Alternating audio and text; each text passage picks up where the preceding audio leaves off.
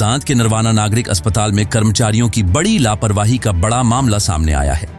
यहाँ डॉक्टर ने एक 4 साल की बच्ची को पेट में कीड़े मारने की एल्बेंडाजोल की गोलियां प्रिस्क्राइब की थी, लेकिन दवा काउंटर पर बैठे कर्मचारी ने दौरे पड़ने पर इसे रोकने की टेबलेट थमा दी।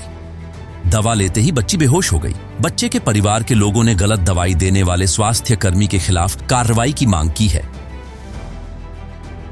बता दें कि नरवाना के गांव बद्दोवाल निवासी संजय अपनी 4 साल की बेटी निधि को लेकर 2 अप्रैल को नरवाना के सिविल अस्पताल में आया था। अस्पताल में डॉक्टर ने बच्ची की जांच के बाद उसे एल्बेंडाजोल की गोलियां देना प्रिस्क्राइब किया। एल्बेंडाजोल की गोली बच्चे को तब दी जाती है जब उसमें खून कम होता है और इसकी वजह पेट में पलने वाले कीड़े होते हैं। संजय जब अपनी बेटी के लिए दवा लेने की खातिर अस्पताल के दवा काउंटर पर गया तो वहां बैठे कर्मचारी ने लापरवाही करते हुए एल्बेंडाजोल की जगह दूसरी दवा दे दी। यह दवा उस बच्चे को दी जाती है जिसे द्वारा पड़ता हो। दवा की डोज भी बच्चों वाली नहीं बल्कि हैवी डोज वाली दी गई। 4 साल की निधि इस हैवी डोज दवा को बर्दाश्त नहीं कर पाई और वह दवा लेते ही बेहोश हो गई।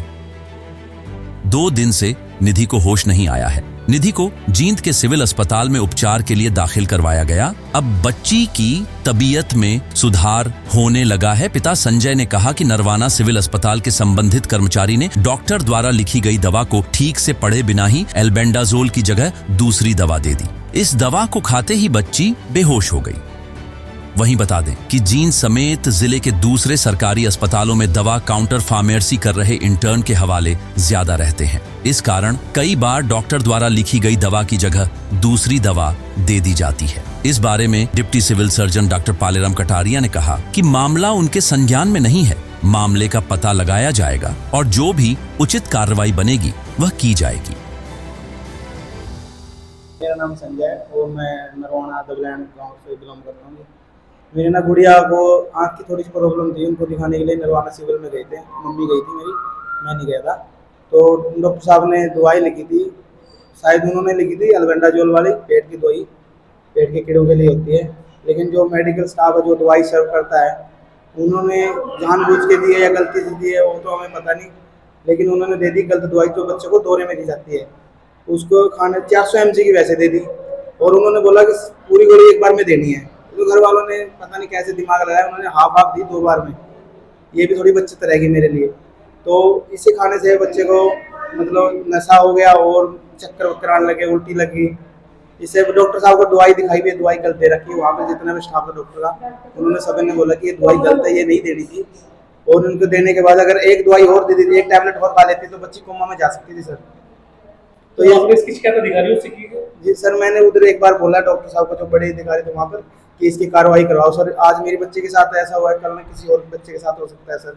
ये बहुत ज़्यादा बड़ी लापरवाही है जी।